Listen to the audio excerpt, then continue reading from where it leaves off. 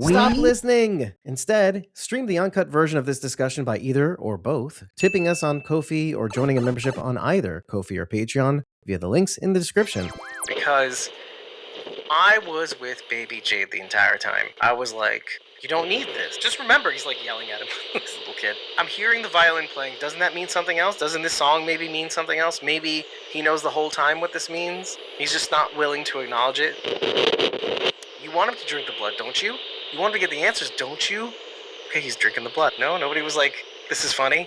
I was worried about it. Like the show's mocking you, basically, as a fan, as an audience member. Why don't you get the answers? Yeah, it does every week, Dave, by not giving us answers. Right. So, it's constantly mocking us. I kind of want him to still be in the crypt where the sacrificed children are. Oh God, Dave. Only because it would validate the journey, but also I don't want him to be there. Again, they do this throughout the whole episode. You wanted answers, here's how we get them. It's not great.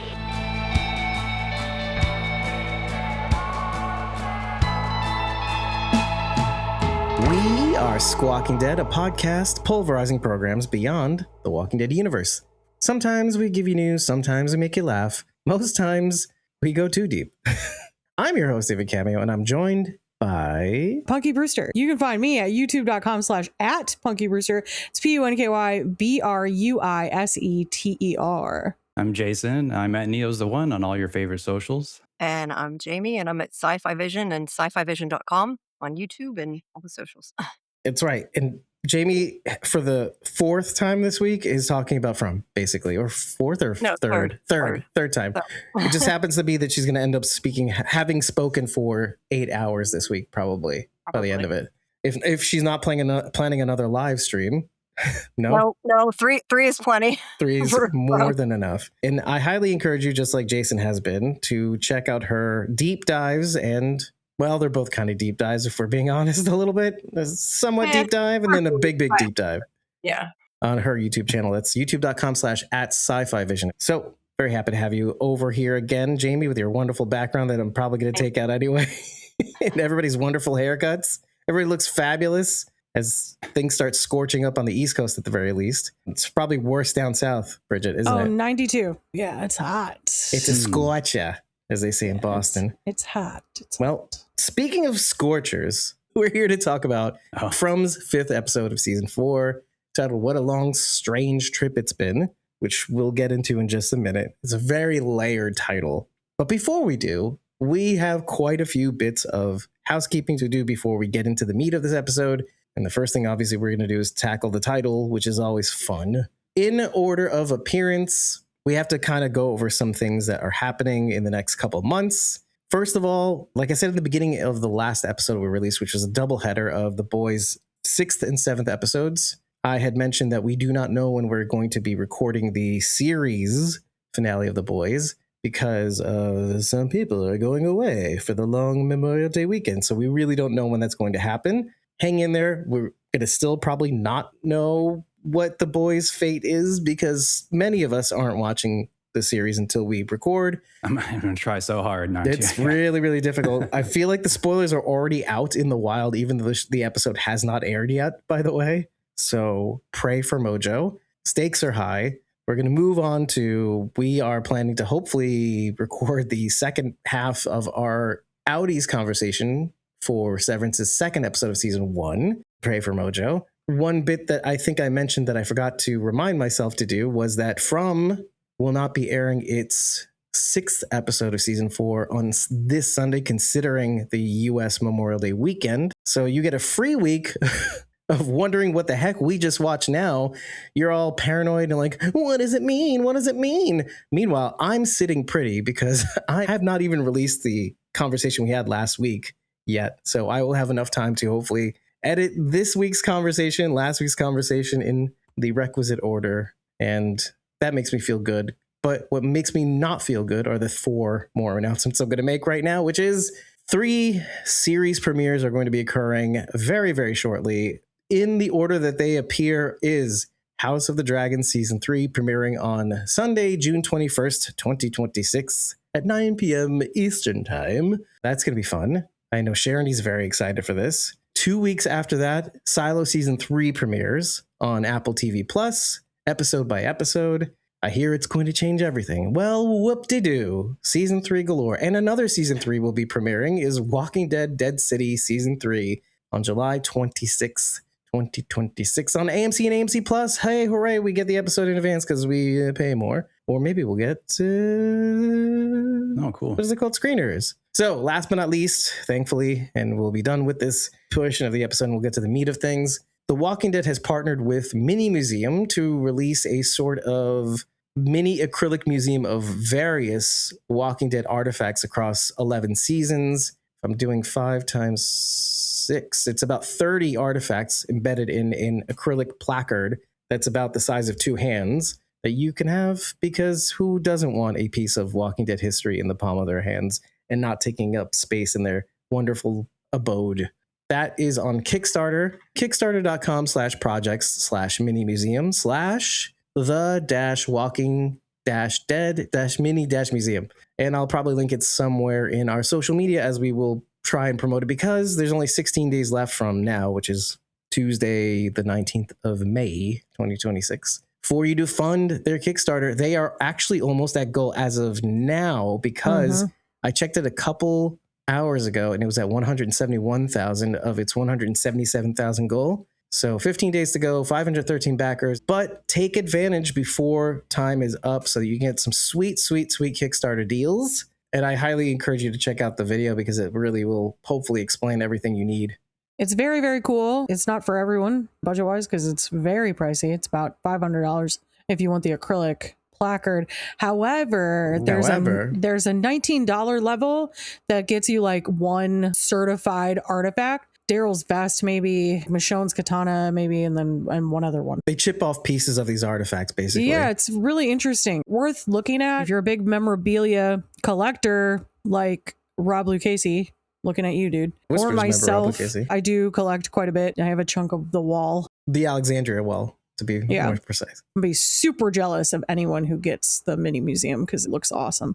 Well, to give people a little bit more perspective, maybe to shift it a little bit, if you think about it and you've gone to a convention before, you know how much money you can end up dumping on autographs and selfies and stuff like that. In a sort of tilting of the expense tripod, to put down $500 for something like this that is kind of priceless. I don't know if I would say that, but some people might. Obviously, there's going to be a limited amount of them. They can only chip off so much. Exactly. It's very, very cool. Yeah. It's very, very cool. I'm just going to wait for some sucker who's really hard up for cash in like 3 years to sell his. Yeah, I'm going to coupon it. We're going to move on to the title of this episode, which is What a Long Strange Trip It's Been. Well, I mean, obviously it's a song. But Boom. Other than that, I just thought it was about Jade's trip. I didn't really think too deep actually into the title because he does have quite a strange, crazy trip. I don't know. Maybe it means the trip of the whole series. Who knows? Thus far. Very well could. I didn't know it was a song. Do you guys know what song? I got it. But yeah, I just thought it was about Jade's trip. Just Jade my favorite part of using the drugs. episode. Which we all wanted to see eventually, right? We were waiting last night. Hey, why isn't he high yet? Well, I guess time is traveling a little slowly because it hadn't even been night between last episode and this episode. And yet here we are. Jade's portion is the most informative aspect of this episode. I think we're really focused on that part because it's like finally giving us answers to things, although yet again raises so many more questions. But it's also in reference to the fact that everybody's there in Fromville. I hate that term, but even MGM uses it. So like, I guess Fromville it is. The journey out and the whole experience, honestly, out at the settlement. And then the really big overarching thing that I think it's referring to is the many lives lived by Jade in particular, since we focus in on his past lives and then find out more information about the fact that there's been more even than we've been shown. Oh, more lives that couldn't fit on that front porch, basically. Yeah. They ran out of violence. Yeah, exactly. Yeah. It's so expensive. If you want to know the literal meaning of the title, What a Long Strange Trip It's Been is a famous line from the Grateful Dead's 1970 song, Truckin', later used as the title of their 1977 compilation album. Over time, it's grown beyond its musical roots into a cultural phrase often used to reflect on a journey, literal or metaphorical, that's been full of unexpected twists, challenges, and memorable moments. People might say, after a big life change, long project, or even just a wild weekend, as Jade was on when he came into the town, as a way of sorry, I just got ahead of myself. As a way of acknowledging both the hardships and the beauty of the experience. It carries a mix of nostalgia, resilience, and a touch of humor, as is custom for Jade. Like looking back at chaos and thinking, wow, we really went through all that. Wow. I don't know about you guys, but when I first heard the title, because I hadn't really launched into looking at what the title was until I actually just finished watching the episode, the first thing I had actually thought of, and I don't know if you guys thought this too, was There and Back Again, the book that Bilbo Baggins writes in The Hobbit. Oh, right. Essentially. Oh, yeah. I guess it is. I guess it's like a hero's journey. I guess it's a big old trip full of tragedies and humor and adventure. It's kind of like the reason why I sometimes forget that it's a horror, and I was very much reminded of that this week. Marielle has her strange long trip, or not long, I guess it feels long, hearing all the voices of the people who've died before her on the radio and in her brain.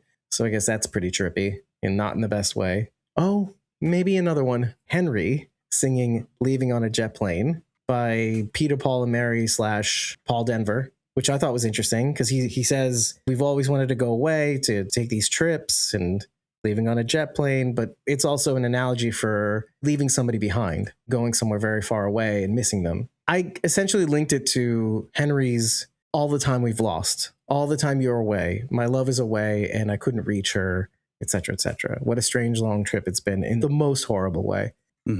Miranda took a trip and she probably saw the tree, or I don't know, with the kids. She never came back again. Oh, baby, I hate to go. So right away, we found out what was in the lake. Not the Yankui kids. Sewage or whatever it was. Yeah, it wasn't the Yankui kids. Yeah, kind of looked like it. It wasn't a drain. And it wasn't a drain, which it also looked like that too. Yeah, I thought the water was going to go swirling down. Or the Loch Ness Monster. No, just the oversized dolls. Those are creepy. Very. One thing I didn't notice my first watch through that I saw earlier today was one of the dolls has one eye. Oh. Does that tie in with the one eye Jade people? I don't know. When I saw, but that was weird. Not young Tabitha, but like the prior version of her as a child playing with the dolls, they looked awfully a lot like Jade and Tabitha. I don't know if you saw that. And was it just two? Well, the two that she was playing with. Yeah, and the other one was on the floor. When the man threw the dolls into the lake, it was all three. Who do you think the third one is, if you think it's Jade and Tabitha? I wish I'd gotten a better look at them, and I didn't have too much time to take notes. Okay, if we're to assume that the two that she was playing with are Jade and Tabitha, then who is the third one? And if you had to guess, who is the third one? That's a tough one, too. Well, that means she's playing with herself, because she is Tabitha, right? Yeah. Well, Jade, don't have to be lewd about it. Yeah, not like that, but yeah. It's just weird. One of the selves is a sort of Victorian-era dressed man who has a stone on him. It's the very man that we see in I don't know if it's the first episode, but where we're introduced to Jade. He goes to Colony House, steals a bike from Clara, of all people, and goes to the root cellar, opens the closet and sees a man in there with a boulder on him. We see that man on the front porch of Colony House. It's kind of interesting because the story of Christopher and Miranda, and I think the insinuation was that they were together because they were all they had, and Henry was somewhere else and they couldn't get to Henry. So they kind of got together. And everybody seems to want, or had seemed to want, Jade and Tabitha to get together because, why don't they repeat the history? But I guess with Jim out of the way, it wouldn't be adultery. And one of the punishments for adultery is stoning. And according to the Old Testament, stoning is in the form of, let me just go through it, because it's not what you think it is. In the Torah, stoning, which is called in Hebrew sikila, is a primary method of capital punishment reserved for the most severe transgressions involving a breach of the covenant with God or flagrant social crimes.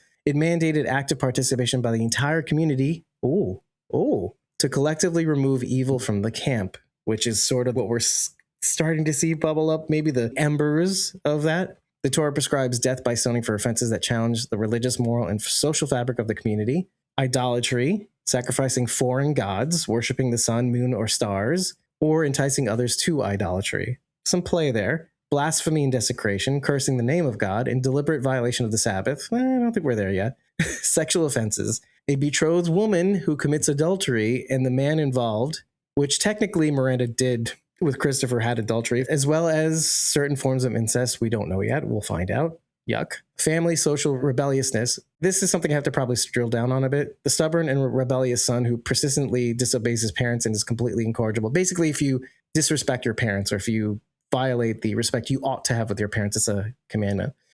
Necromancy. Yikes. Practicing familiar spirits or acting as a medium. I'm for it. Dangerous animals. An ox known to be lethal that subsequently kills a person. So meaning if you whip up an animal into a frenzy and it kills someone purposely, meaning to use that animal's frenzy to hurt someone.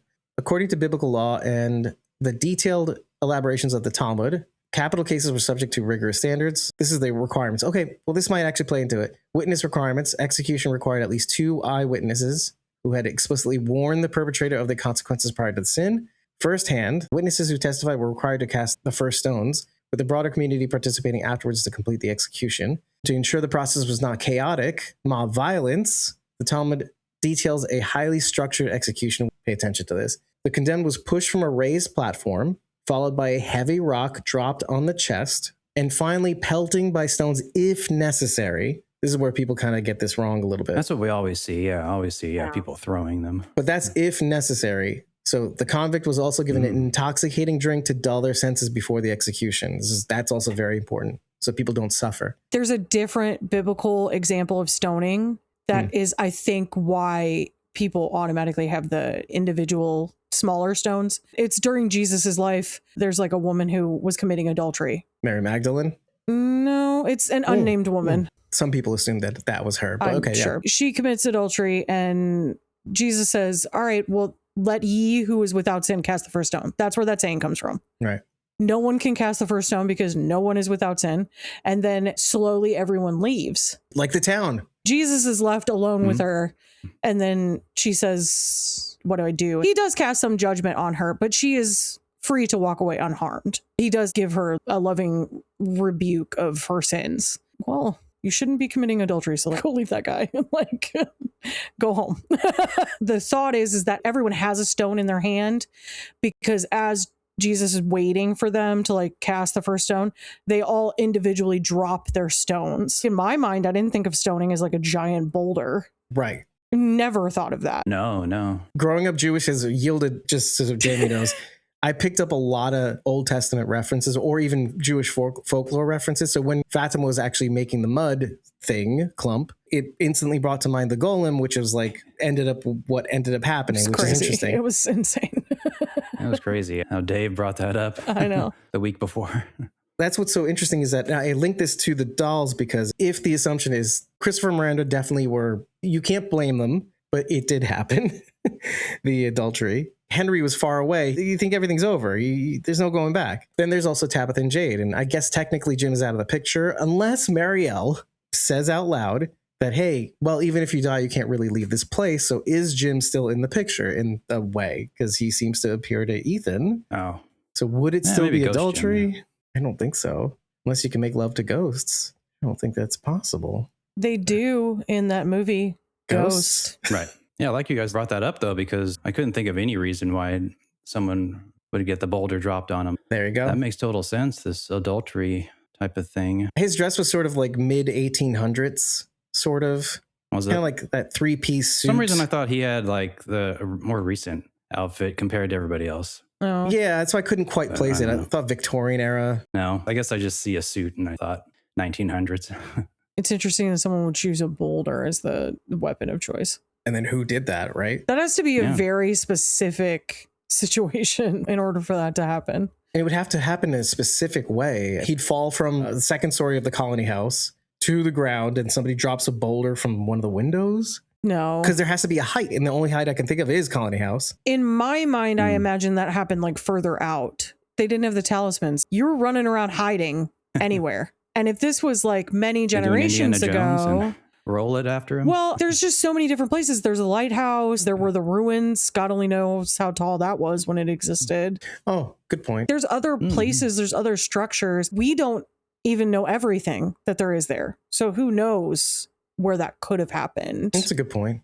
Well, and Christopher was supposed to be the original person to go through the faraway tree to head to the lighthouse. And then Miranda had to be the backup, quote unquote, according to her. So yeah, maybe you might be onto something. If they're all playing out kind of the same Drama. solution to the puzzle, it's going to kind of lead the same way. So going to the lighthouse isn't completely out of the picture for them. Well, and just imagine it. If this is the literal stoning procedure, let's say, he would have had to been thrown off the top of the lighthouse, well, just like the boy in white throwing Tabitha off the lighthouse.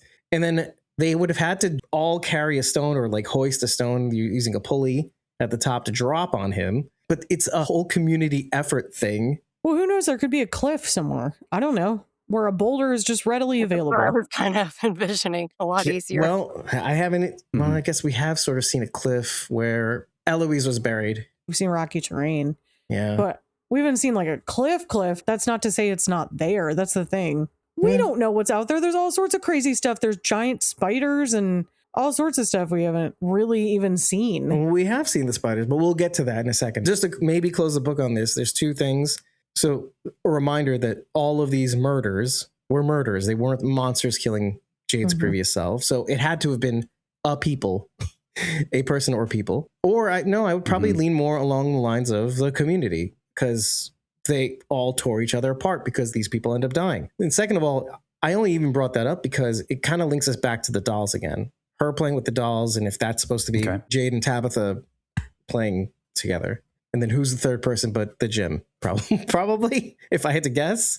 We're talking about adultery, the red rocks that she hid behind, these big boulders. Were they the same dolls she threw in the lake that the town made manifest? I'm curious, though, why it worked before, but not this time. Is it because they didn't put them all the way out in the middle of the lake? And all, because we still have the question of at the cabins before, if that was the dolls running around. Because it could have been. I tend to think it wasn't, and that they were in the middle of the lake still, but I know not everybody agrees with that. So it's a tough one. Put it this way. What was there that kept them in the lake was the rope they were attached to. When they sent them adrift with the rocks in them, obviously, they were not attached to that same rope. What I noticed about the rope, though, was the rope was essentially a bundle of 3 strands of rope. And they all kind of twisted together at the end, and then they kind of branched apart to tie down each of the dolls. Now, what's great about that is it kind of bound them together. They couldn't go far from that strand. And B, I'm curious to know where that rope was tied to see if they could even reach the settlement cabins that were actually standing. Now you got me thinking it's the big boulder they dropped. Oh, shoot. Oh, that's interesting. And how would it, see? Like I don't know. It just how made that would me have think happened. Yeah, I mean, all they'd have to do is pull a little bit if it was a boulder. And okay, who is it if not Tabitha, right? You're talking about there's a play between Jade and Tabitha, and we see the guy with the boulder. Oh, wait a second. Hold on. Maybe I went a little too far with the stoning reference, but still, I think I like it. Well, one of the things that we had said throughout the series is that the faraway tree isn't for everyone, and you have to go through it at certain specific times for it to work. And if the prior Jade went through it at the wrong time, took a bottle down or something from the bottle tree or something to that effect, he could have ended up in a place where he was under a stone or a boulder. And so that's not murder, though. That's the problem. Because that's what I always thought it was until he said it was murder. Well, unless he was pushed. Ooh, I don't know. I don't think a boulder would fit through it. Yeah. Shoved in a little tiny hole. Yeah, I can't picture it. Because that would be the only way that boulder could be on top of him somehow, and it would be in the lake, because how would they get that boulder in the lake to hold down those dolls? I can't picture it, but I like it. She mentioned something very specific about the dolls themselves. Okay, I was playing with them, and the man was angry and took them away and threw them in the lake, and he said he had nightmares about them. But then the man died, and his nightmares became a reality. I thought that was poignant, because the scary things that make themselves manifest don't exist until someone dies and makes them exist. I thought that was an interesting way of us hearing that. Yeah, it makes me want to look back on everyone who's died so far. And what their nightmares were. Yeah. The things they were most afraid of. I don't know, but it confirms the cicada thing, at least, with Nathan. Nathan. Which one's Nathan? I'm talking about Nathan. Sarah's brother. That Oh, she said cicadas came from his nightmares. right. Oh, Which okay. makes me also think that the spiders were Abby's nightmare, because she was closely tied to the hallucination where they found not her, but in the first season, right? Sarah and Boyd go out to the woods, see Abby in the web, but they also see a lot of spiders. And Boyd Well, gets somebody bit by there. them. Yeah. I meant a giant spider. We didn't see a giant spider, dude. I don't want to see a giant spider. I know, but we saw a bunch of them. Yeah, Jamie likes spiders. No, I hate spiders No, too. no.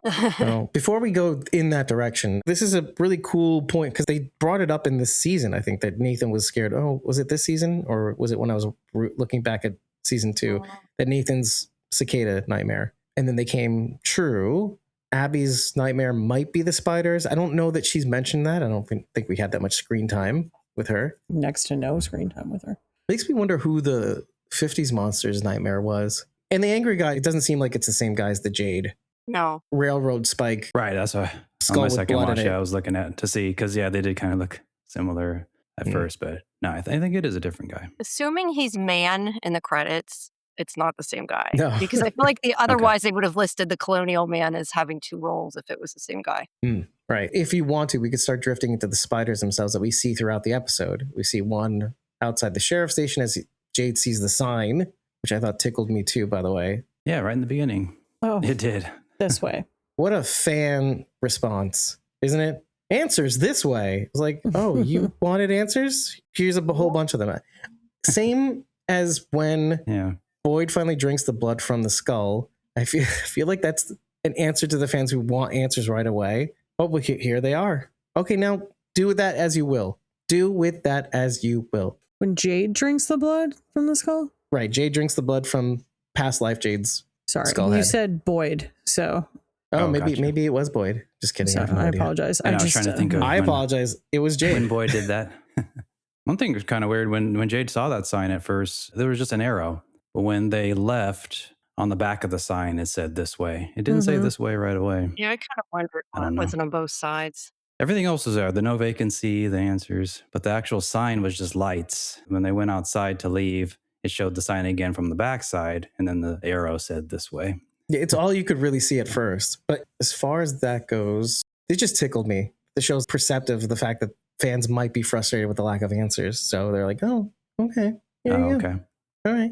How about that? Oh, drink some blood. You want him to drink the blood, don't you? You want him to get the answers, don't you? Okay, he's drinking the blood. That's fine. No, nobody was like, this is funny. I was worried about It's it. like the show's mocking you, basically, as a fan, as an audience member. Like, why don't you get the answers? Yeah, it does every week, Dave, by not giving us answers. Right. So It's Enjoy. constantly mocking us. So it's what I'm used to with this show. You watch this because you like being punished, you know? I agree. It's a good hurt, though. Huh? Because you certainly don't watch it for the answers. That's for sure. Bridget and Dave, when did you think that the trip started? Did you believe it the whole time and then think that they were actually out there? Going straight for the throat.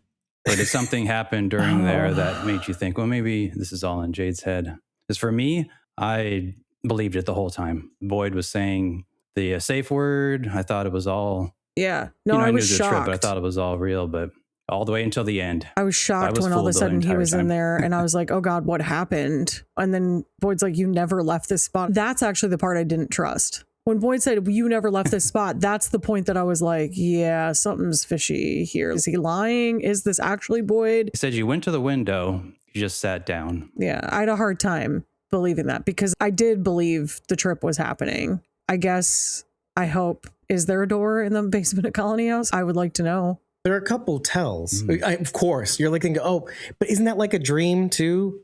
Things that are doors or hallways in your dream are not where they are in real life. I Yeah, once of had that course. sort of dream too. You turn a corner and you're somewhere else. I've had tons of dreams like that. But is this a memory? I think is the question. Yeah. Kind of where I'm thinking too. Yeah. Maybe. There are some tells that inform you that this may be a complete hallucination, a complete dream. So Jade sees the past version of himself. He doesn't know this yet. Holding out the skull with the blood in it, railroad spike in his face. He says Ankui the first time, and the violin is being played by baby Jade. A little bit later, Jade says he keeps saying, and the colonial guy, I'm calling him, says Ankui, to which Boyd immediately responds, because he doesn't hear Jade, immediately responds to the hallucination. Doesn't that mean remember? Mm-hmm. So there's lay here. I feel you on that. It's hard. I want to believe that. I don't want to believe. It's like a simultaneous thing. I Mm-hmm. kind of want him to still be in the crypt where the sacrifice children are. Oh God. Dave. Only because Okay. it would I didn't know that's validate, right? It would validate the journey, but also I don't want them to be there. And again, there's a confluence between, they do this throughout the whole episode. You wanted answers. Here's how we get them. It's not great. So, but also I kind of don't want him to be there because I don't want him to suffer. Because what is the last thing he sees before the rock closes on top of him? Is Uncooey. Like, I would be freaking out too. It's like, out of all these things. Yeah, that really hadn't crossed my mind. Okay. I like it, but I don't like it. Actually hate it at the same time. Okay, so that's the other thing. I feel like the show is starting to attack us a little. It's like, you wanted answers. Here you go, dummy. Yeah. And what does Baby Jade say about the answers? Well, because he drank the blood. You're not going to like these. We wanted him to drink the blood, didn't we? Though, all of us. I didn't actually. when he said you shouldn't do it, I was like, oh God, please don't do it. Like, I just, gonna happen. yeah, I thought it was like something really bad is gonna happen. So I really want to focus in on this moment though, because I was with Baby Jade the entire time. You don't need this. You don't need to get to this. Just remember, he's like yelling at him, this little kid. I'm hearing the violin playing. Doesn't that mean something else? Doesn't this song maybe mean something else? Maybe he knows the whole time what this means. He's just not willing to acknowledge it.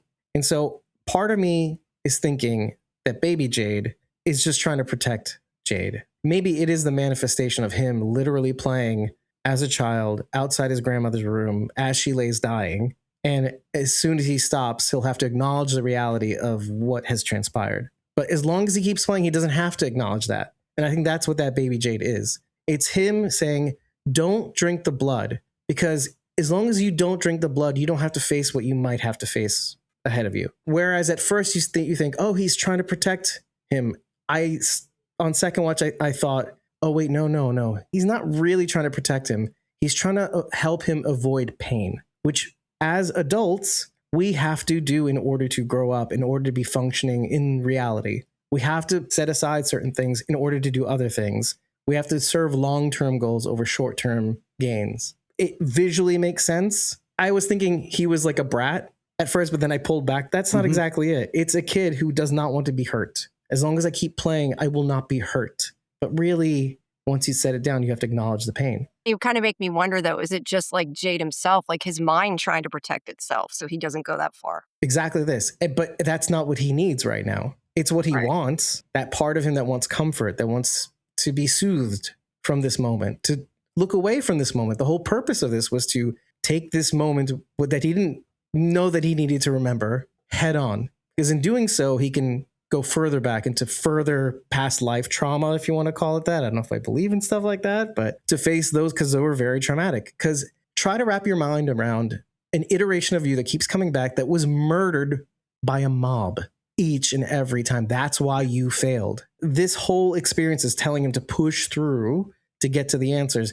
He won't like them, but that's not the point. You're not going to like it, but that's what it's going to take. But the only thing that I want to really hone in on is the spider imagery, the window at the sheriff's station, the blood with the spiders in it. Oh, and also not just the window, but they find their way onto him inside the sheriff's station. Now, someone like Bridget would say, Dave, it's just the psilocybin. It's not that deep. She's smiling now. It's not that deep. The ceiling too, by the way, of the hall, like the hall he went in. Yeah. Oh, right. On the ceiling, right. With the webs. Yeah, a little bit later, right? Yeah. They were very much bigger. I feel like they started off pretty average size in the sheriff's station. Teeny baby spider, maybe a spider egg in the blood bowl, blood skull. Yeah.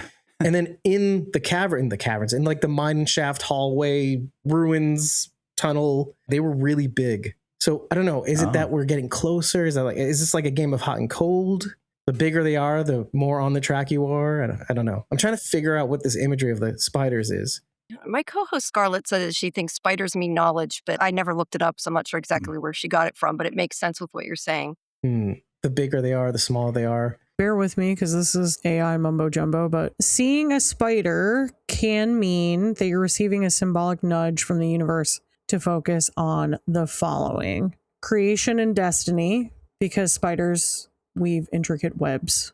Like the thought there. It can be a reminder that you are weaving your own path in life. Good luck and wealth. That's many traditional beliefs. A spider appearing is considered auspicious sign of impending good fortune, prosperity, or a financial windfall.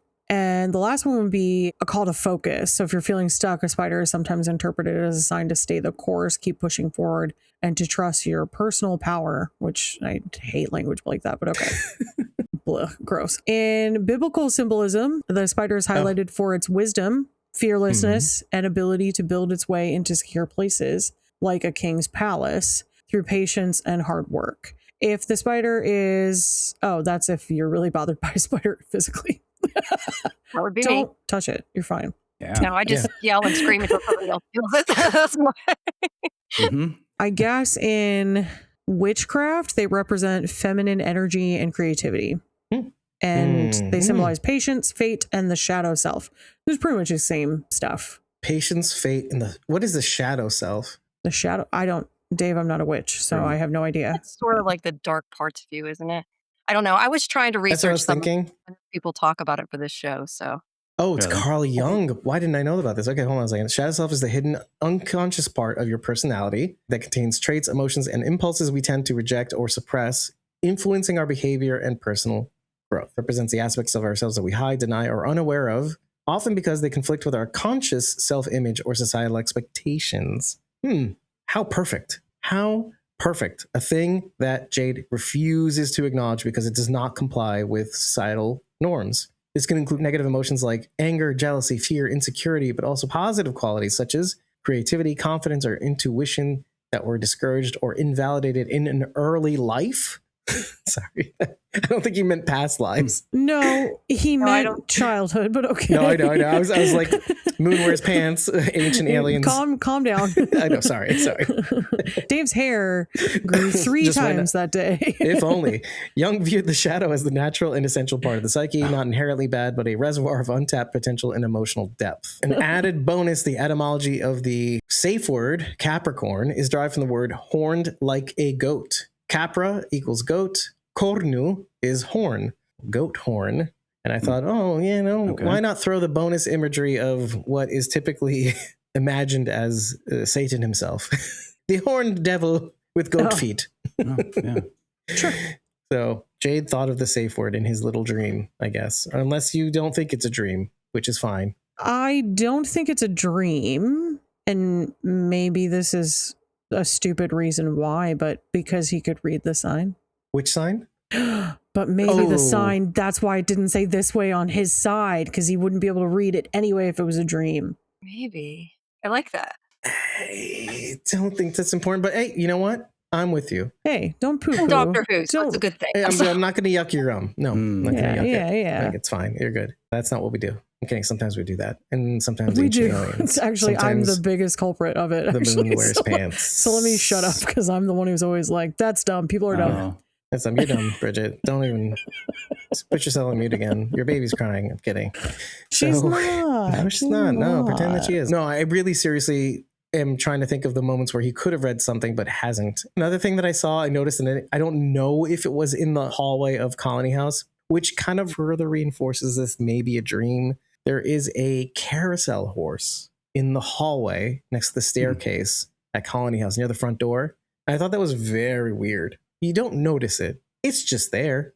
You know, a little carousel horse you ride on in the carousel? Mm-hmm. Really? Like a full-size one? Yeah, I think. Yeah. That would be on a merry-go-round? Or? Yeah, exactly. On a merry-go-round, yes. Carousel and merry-go-round. Has the pole and the horse is in the middle? Yeah, it's a wooden one too. This is really there, or this was in his trip? In his dream, his trip. Which again, it depends on whether you see if this is real or not. And if it is real, have we just not seen it before at Colony House? Maybe it's always been there. I don't know. Maybe it's always been there. The problem with Colony House, for me at least, when they're in Colony House, there's always some sort of like critical conversation or critical thing happening. So I am never focused on the background actors or what's happening in the background, which is a real shame because sometimes it's funny. This episode was pretty funny too. The woman who went to check Are you gonna on be okay, Victor just starts walking away. I don't know. That got me, dude. The blocking on that like really killed me for some reason. You know what it reminded me of? Exactly. The Room. Oh, hi, doggy. You're our best customer. And as he's walking away, like, what is happening? Well, your line came in late. Why did you do that? It really hi, killed Johnny. me. Hi, doggy. Oh, hi, doggy. Nobody knows what we're talking about. There's a movie called The Room. Yeah, I do. Anyway. And if you haven't seen The Room, at least you've probably seen the memes. No. There was GIFs. the movie with James Franco. Oh, James Franco. Yeah, nobody saw the that. Disappearing Act. It's essentially the telling of how they made The Room. The Room. Just Seth like that Rogen. Nosferatu movie. They're talking about the filming of Nosferatu, but Nosferatu's real in it. It's the John Malkovich movie. Do you know what I'm talking about? Right. Yeah. Which is kind of the same thing. He is It's kind the of like same Nosferatu. style of like, yeah, it's the same. Yeah, that's true. I shot in digital. There is a belief that he's a vampire, actually. That is a theory out there about him. What does he say? Something, you're ruining my life, Lisa, or You're something like that. tearing me apart, Lisa. Yeah. Love it. I'm an American. Like, no, you're not. There's just so many lines Anyway. from that movie. It's ridiculous. Anyway, if you So, haven't seen yeah. it, you should watch it. It's horrible. How did we even get on this? It's so bad. Oh, bad, quote unquote, background actors. It wasn't bad. It was It like was the odd. blocking. The blocking was off, and it was The blocking super was funny. definitely off. The blocking was so off. She doesn't even wait. She pulls away before she gets the answer. It Are was you such a going to be weird okay? choice, And then she goes 'cause away. It's like Wait, it's what? like they told her she couldn't get close to him, but still had to touch him because like she's so. Are you just far blaming this away. on the actor who plays Victor? Yeah, like you said, like Okay. I'm a don't- germaphobe. No, I Don't don't get didn't it. even touch notice me. this. It's so Scott funny McCord. because it's so awkward. It's because I was thinking about the background actors and I was like, man, Me we too. never hear from all these people that are allegedly there. I'm like trying to watch them in the background. Smoking up with what weed? She was Sorry. awkwardly like up in a spot that forced me to look at her Right. where she was standing.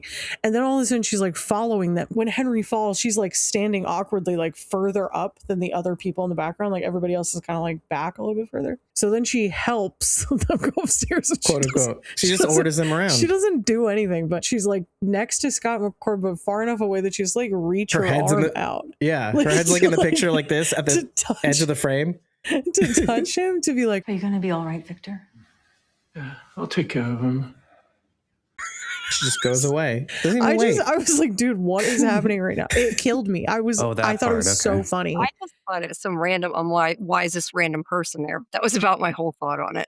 Oh, I had so many Like, thoughts. I rewatched I it had so now. many thoughts. Someone's getting paid. That's all. That's All I could thought. think was, I know that person is so stoked, and that is going to be their huge claim to fame. Has Dave already tweeted them? Is what I thought.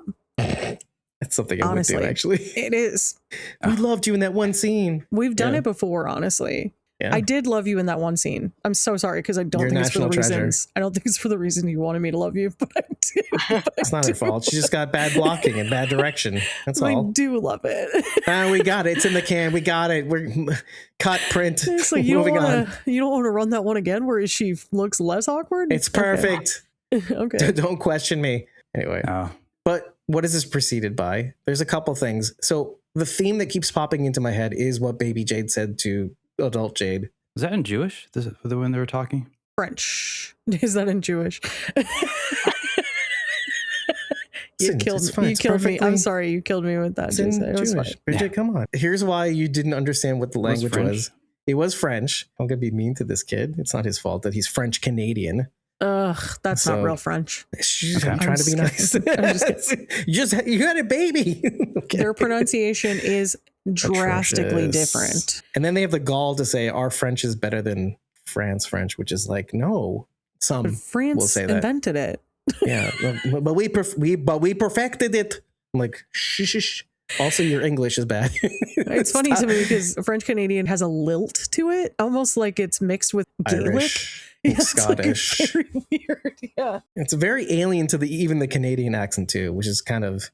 But I don't want to dwell here. I just thought it's why it didn't sound Like when quite right. when he was saying the minnows in a shark's nest. That's what I'm talking about. Yeah. Hey, it's your friend Dave breaking into this post-recording insight to let you know that we never really get into what minnows in a shark's net relates to explicitly. We kind of dance around the idea that, of course, it's the town, the minnows, the townspeople ganging up on Jade and Tabitha to take them out eventually. However, in looking up what minnows are in the ecosystem of the sea, apparently minnows swim in large schools, which are basically the feeding source of very, very, very large fish and sharks, essentially. To me, in my mind, that alludes to the fact that the community is but a lure to finally take down or feed a large shark. So like anything in this series, the data can be reviewed in two manners. One is that this town gathers in numbers for example, the man in yellow to consume, it or she or he being a shark, or, and this may allude to what Jade says at the end of the episode, knowing what he needs to do to get out, he is planning on leveraging the townspeople in order to catch that quote unquote shark, meaning they are necessary to do so. Now, this brings about two ideas, one more grim than the other. Let's go with that first. He could be using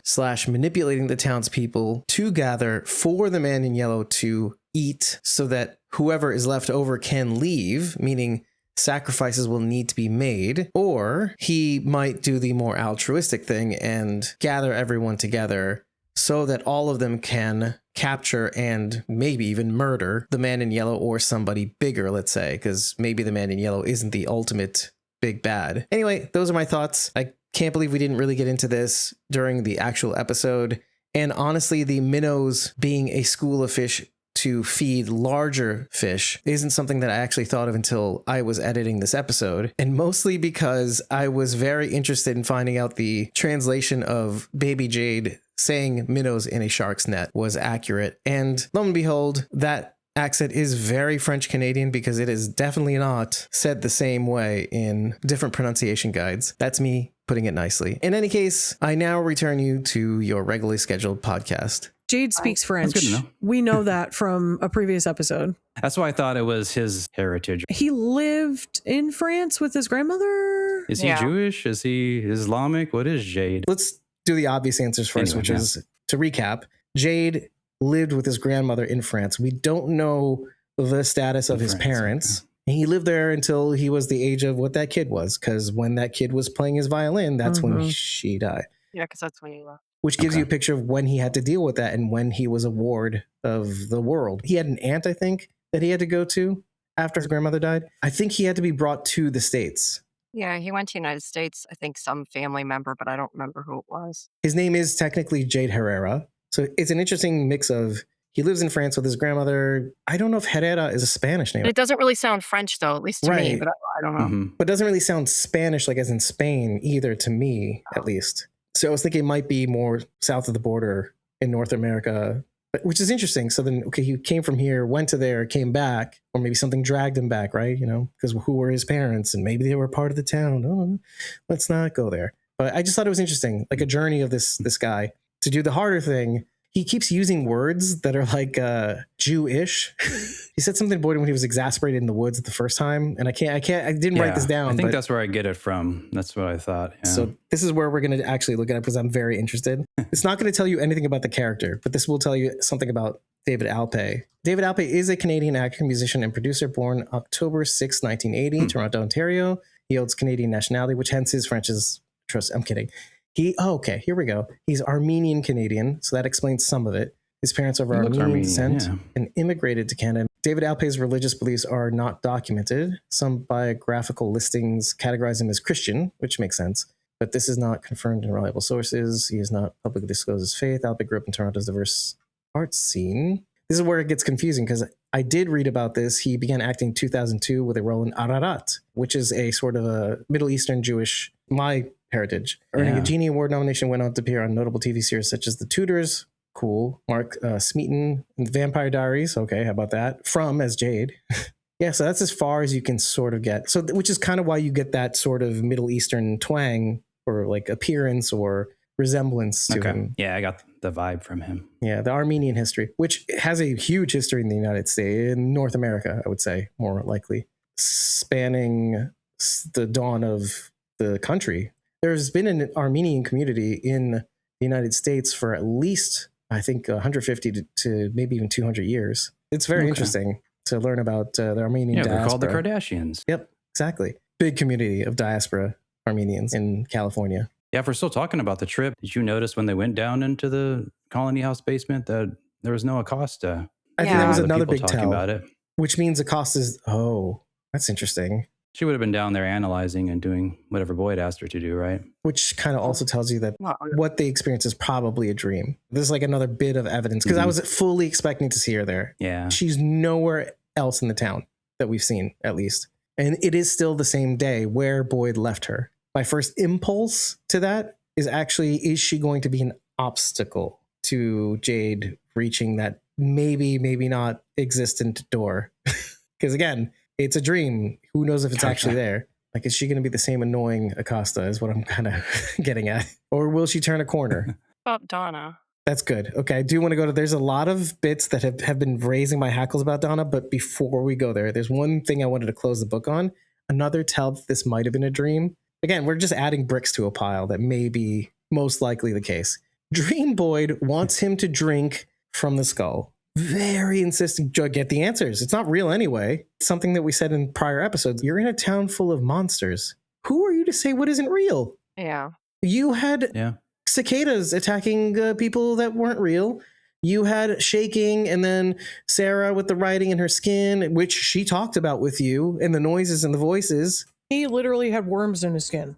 Yeah. Well, that, by the way, and because of all this, you went and took a chance on a girl after she'd murdered her own brother to go into the forest. Like, oh, maybe it could be useful, which is a great tell. Boyd wanting to gleefully drink from the skull, the blood of all things. And again, the way he was saying it was like the audience saying it to anybody on the show, which I thought tickled me a little bit. Let's go to Donna. Donna is a very interesting subject. I don't know who put me on this path about Donna. It was a dumb TikTok, to your point, Bridget, when we're talking before the show, that it did not believe. But there's been some chatter about Donna either getting in the way of people trying to get answers or influencing people, I think, to find their demise.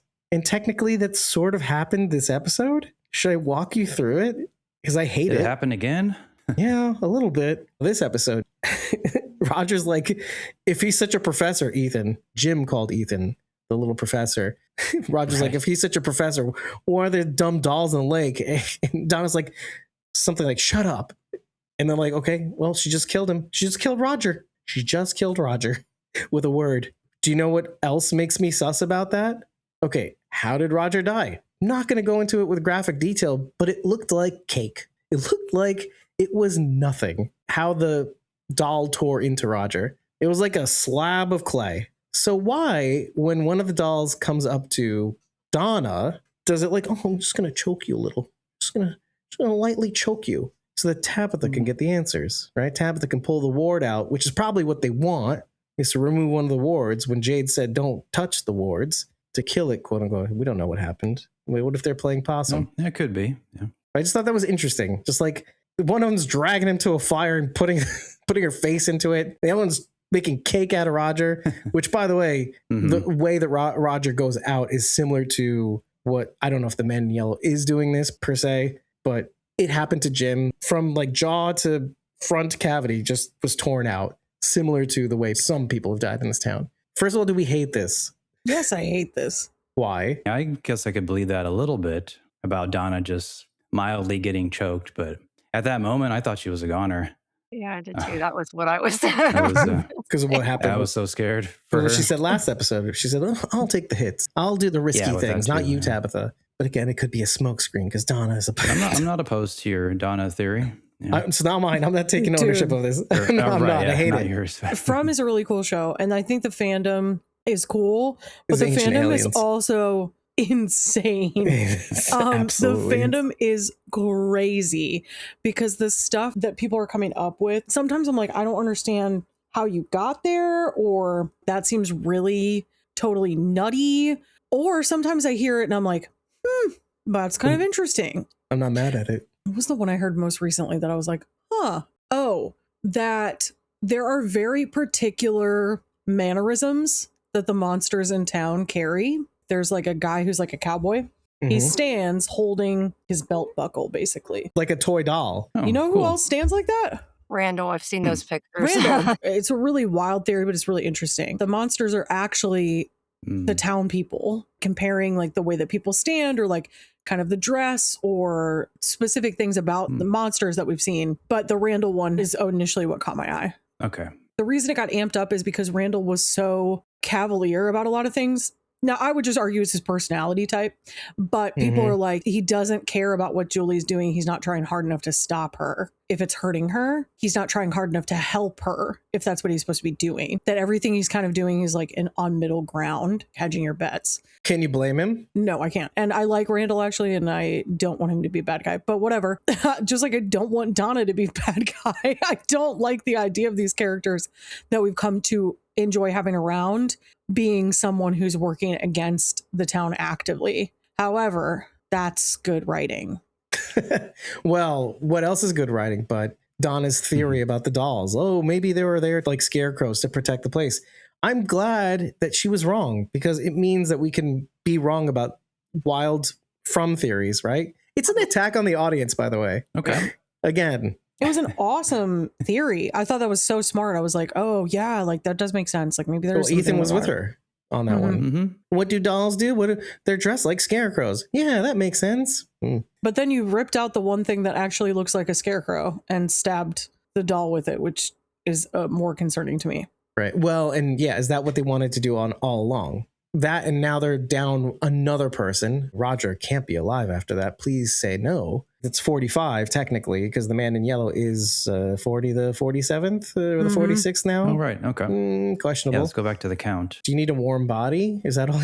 Is that all you need to be a person in the town? Well, either way, we're down one. Does that mean we're going to get another? Good question. Unless this is like the thing about the decline. Like, okay, we're on the decline now. We don't have to maintain an equilibrium. It's just something to think about. There were some wild theories about the number 47. It got to the point where I was like, you guys, come on now. Just because they gave you an answer. One of them was a drawing that had the birds. The background must have been like one of Victor's drawings. And there were 4 of them kind of grouped together on the left and 7 kind of grouped together on the right. There's another one where there's a number. It's a 4-digit number that's posted somewhere in the show. I have no idea, but it's 2225.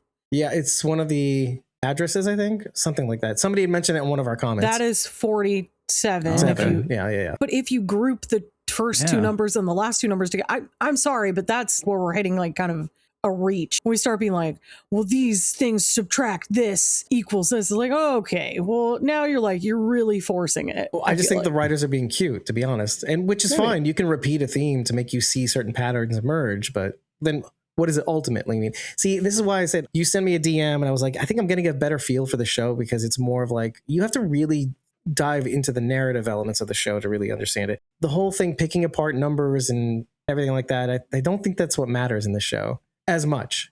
No, but I will say the number one best part of the From fandom, dude, the memes. The memes are so good, dude. Like the Kevin one. Oh my God, it killed me. I sent Dave a meme yesterday. I saw it and I was like, I'm dead. Like, I cannot handle this right now. It was just Harold Perrineau in a yellow suit doing the whole behind a tree and rubbing his hands together. That's a meme already. It's already a meme, but it's Harold Perrineau's face. Also, I mean, just mixing the Harold Perrineau and the yellow suit, and then him doing the rubbing his hands together thing like behind a tree as though he's waiting for something, which is kind of like a theory. But anyway, just like Julie's story walking with the bookmark that turned out to be wrong, Donna and Ethan incorrectly surmised that the dolls are scarecrows meant to protect the people from something in the lake. Which is like, everybody's kind of getting things a little bit wrong. Everybody's kind of turning into the fandom in the show, though. What if it's this? What if it means that? Which makes me question whether Jade is actually right. I mean, yeah, they certainly look like they were murdered, but really? I don't know. Just trying to pull up any part where I see Donna right now. Donna tells Roger to stop it. Oh, by the way, Roger earlier was questioning Donna's semi-authority. Oh, in Colony House, we have a say. So you may run things at Colony's house, but we have a say out here. Yeah. Interesting. Like maybe Don had willed Roger to be killed. Dumb. I hate it. Yeah. But then again, what did I say about this town? What are the monsters if not the id? The thing we're most scared of, making itself manifest. The things that we think of in the dark. The shadow self. Emerging, making itself manifest. Or our thoughts running wild. Well, what if I killed Roger? Oh, and then it happened. And then there's also things like Tabitha telling Ethan, I don't know if we're going to be okay. And then Donna going, of course we're going to be okay. Things like that. There's just a difference in style. That's the other thing. So this is often brought up. I don't know what kind of mother would do that to her son. But what have we always said about the people in this town? They keep lying to people saying it's going to be okay when it really is not at all okay. But at least here, I thought was interesting. She's actually being kind of honest. I hope so. I hope we're going to be okay. I get it, but at the same time, I'm kind of like, dude, just tell your kid it's going to be okay. He just lost his dad. This is insane. You guys are going to be attacked by giant dolls. Just tell him that it's okay right now in this moment, or that it's going to be okay in this moment. The one thing he thought that he had going for him was that he had found the Lake of Tears. And then it turned out it wasn't even the Lake of Tears. But isn't the bird that they buried, which I contend may not even be a bird, well, whatever. How did the bird die? That's what we keep saying. Right. Yeah, between them unplugging the lake. And then Yeah, how did the bird die? did they drown it? Went from broken wing to dead. When it showed up and they were like burying it, I was like, what the heck happened to that Wait, bird? what happened between then and now? Yeah, exactly. Again, I think it was a crow. Crow with blonde highlights. Yeah, exactly. It looked like It's like, I think we figured out it looked I a saw lot it more like black this time. starling, I think is what we. That's what it's supposed to be. Starling. But what makes it not a starling is the beak. The beak was all blue-black, which is what a crow's beak looks like. That's what's very strange about it. So like you said, it's like a camouflage. It's a crow and starling camouflage. Anyway, but that's not the point. I think really what I wanted to dig into was, what is the starling, quote unquote, if not Ethan constantly being confronted with death? He loses his dad. That reality, he sees his dad's body. And is it going to be okay? No, it's not okay. He buries a bird that he finds along the way that he hopes he can bring back, just like his dad. It dies. He buries it himself this time. And he comes with the suit to his dad's funeral, etc. He's doing what he's supposed to do. So you tell me, is it healthy to tell him that everything's going to be okay after all of this, after losing your dad? Or is it more healthy to be realistic at this point? If you feel like you're all going to die anyway, then who cares? Just lie to the kid. That's how I feel about it. I feel like that isn't the right move at this point, because he's a little professor. Maybe he'll use his professor brain to be like, maybe, okay, I'll deal with this. Now we got the emotions out of the way. I've dealt with the worst thing that could ever happen to me. It could happen again with my mom, but regardless. Well, his mom will just leave because that's what she does. So she'll just leave him with somebody Shots fired. Dude, that's one thing I think everyone can agree on, is that she is constantly leaving her children. Very much a Lori Grimes situation here. We have an argument about this all the time because my other co-host does not think she's doing bad as a mother and argues with me all the time. I'm not disagreeing with you. She literally just left a note for Donna saying, like, I'm going to leave. Take care of my kids. Bye. Mm-hmm. I had to find a way out. It's wild behavior. You know what? That is actually kind of noteworthy. It was one thing if it was Jim taking care of the kids, which it makes sense. Fine. Yeah. I got one to take care of it. That's fine. I'm going to try to find us a way out because apparently I'm the only one who can, which technically she isn't wrong about. She isn't. According to information she's received. Even her own children have called her out on this. Julia said, you guys can't keep leaving, because Julie's the one who ends up having to take care of her brother. What good does it do? If she's gone, she didn't take them with her. So how does that help anything? Exactly. Also, if Julie is a story walker, then arguably she needs time to use that power. Maybe that actually could help. I think all three of them have the gift. You have Ethan, who has an awareness of the story. You have Julie, who can go to different parts of the story. And then there's Tabitha, who can seem to leave the town or is able to go into the faraway trees outside the bounds or wherever, or to get to certain places that nobody else really can, except for Boyd. Know. I still have a hard time grasping all three of them together that she could went be a back force. to our world. Henry, Acosta, it's tough. But what if they're not real? What if they're fake? What if okay, so tough. Now that takes us to the Henry part of this. It's difficult to say that he is not real. First of all, let's go with that. Unless this is an act. Maybe. You know, if I wanted to create some mischief, I would pretend to be drunk and pretend to pass out, and then you would leave me alone in a room. Then I could do whatever I wanted. Just saying. Polished off a lot of that moonshine, I gotta say. Dude, when I saw that jar, I was like, that is a whoa, lot. You're looking to kill yourself. I think 4/5 of it gone. That's crazy. Well, but see, the thing that we do know about Jim and Henry is that they were both drunks. Yeah. One succumbed to it more than the other. Oh. At least Jim got sober for his kids. Is that... that's going to bother Remember, he was drunk me. at the bar when his kid was being born. I forget if it was Ethan or Julie. Yeah, I know. What that just popped into my head was, did one of them have to die then because only one of them can be there? Yeah, sure. Are they technically playing the same role? So did Jim have to die because... Well, Frank Pratt was before him, and he was drunk. Also true. Yeah. Nobody else better drank or they were goner. No other father figure Anyway, but I thought there were so many interesting things about these scenes. Henry says to Kenny, of all people, do you know what they did? Yeah, I do know what they did. And it could have been the same person who did it. Well, I don't know. Actually, I think we saw who did it. To his father. Same outcome. His father was eviscerated much in the same way that Miranda was. Yeah. I'm surprised he didn't say that, but I also don't blame him. He's like, I just want to take you away. I think some of it was just a lot. It happened very quickly. All of a sudden, he's like super drunk, playing John Denver songs in the living room. We love to see it. Yeah. No, we don't love to. Somewhat, I kind of love to see it. I was like, I do love this song, and I do love a John Denver song. He's actually doing really well at first. Yeah. A little stumbly, but well, he it held was his own. sad. It was doing a good job it was very, first very until sad. he started getting sad. Yeah. Yeah, it was super sad. Nobody wants to see a sad person, right? In this town. No, Because we're one bad day away from. Nobody really does. But then again, isn't that the appropriate response to this town? Dude, yes. If I thought I was going to die, let me tell you, every pack of cigarettes that had made its way into that town would be mine. It would be smoked. I'd be smoking and drinking up a storm. Mm-hmm. Be on the couch with those guys. Yeah, 100%. Where's this magic weed growing? Oh, wait, it's probably in the middle of nowhere. Oh, they found it like the mushrooms. Anyway, so his prescription was also pretty on the spot. You should live, Victor. You should live. What do you do for fun? Do that. Wasn't that what Colony House was all about? Was to do here what you couldn't do there? Yeah. Well, now you have all the time in the world, but time enough at last. Twilight Zone episode.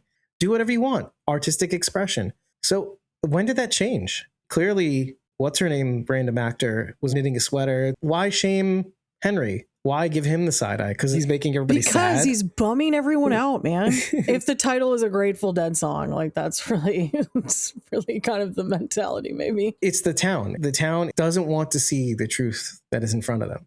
According to Jade, they will kill the two people who are key to getting them out to soothe their spirit. Well, and that's the problem, is now someone who's not privy to this information has now been made privy to this information that Tabitha has lived there before, quote unquote. Patty. Yes. So now Patty is a problem.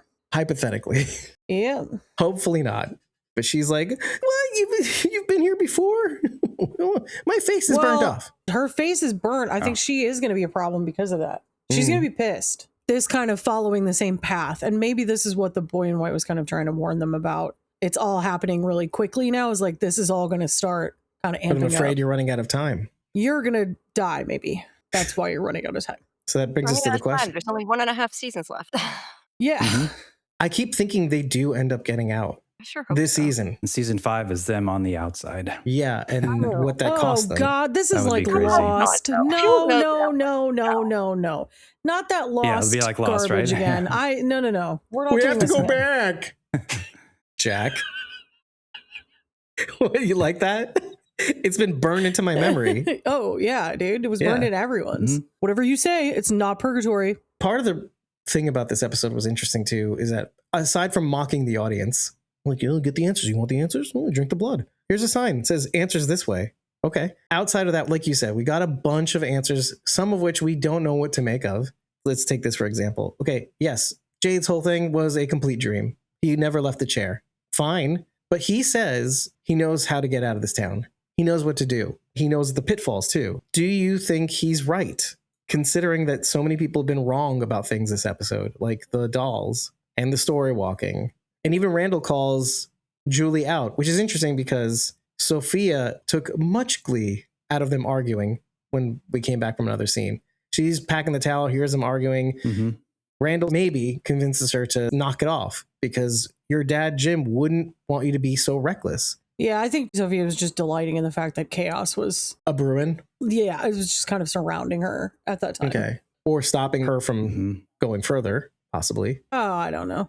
I don't know either, but I don't know about that, but I just think it's kind of interesting to see Randall push Julie so far because maybe he feels partially responsible for Jim being killed because of all his recklessness. Basically kidnapping Jim to find more answers and using the drone. He kidnapped Donna, not Jim. Donna, yes. But then Jim came to the rescue at that instance. I felt like it was maybe more conviction from Tabitha's talk with him. Sure. To keep her safe. Oh, yeah, okay. my daughter's in like a really vulnerable state right now. The one thing you need to do is keep her safe and help protect her. But he invokes her dad. I think he's so frustrated with the fact that like she won't listen to reason, because there is no reason in made up magic make believe stuff. Except for make believe rules. He's trying to tell her like, this isn't safe. I'm watching you seize, like something about this isn't right. And she's just like, yeah, but I'm walking through stories and like everything's fine. I need to come up with the rules.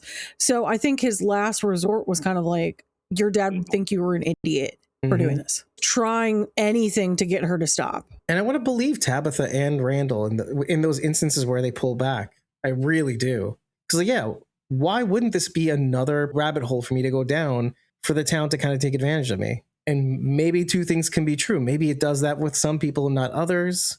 Yikes, which is kind of inconsistent. I hate that for everybody. But who do we decide who it's real for? Why is Jade's dream valid and Julie's story walking not? Why is Marielle's thing? This thing is ancient and feeds off our suffering.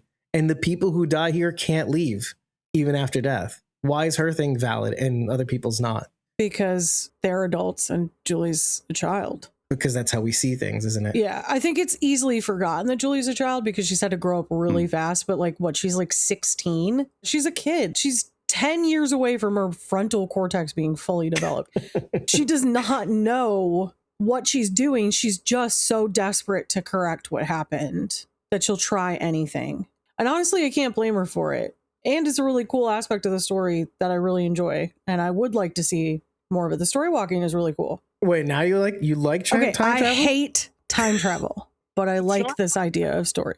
But it's not time, right? It's revisiting a part of the past and that has been revealed. The only reason we say the time travel thing is because if you affect change, what paradox is that? And I hate that stuff. And there's no it's you're just revealing the past as it was.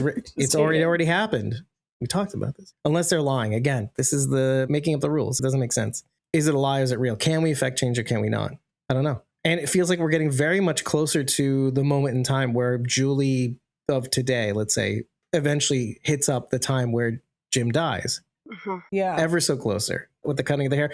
Little side funny note is when she visits the clinic with Randall and goes in a huff after her failed botched bookmark thing, Marielle goes, "Hey, you got a haircut. Looks nice."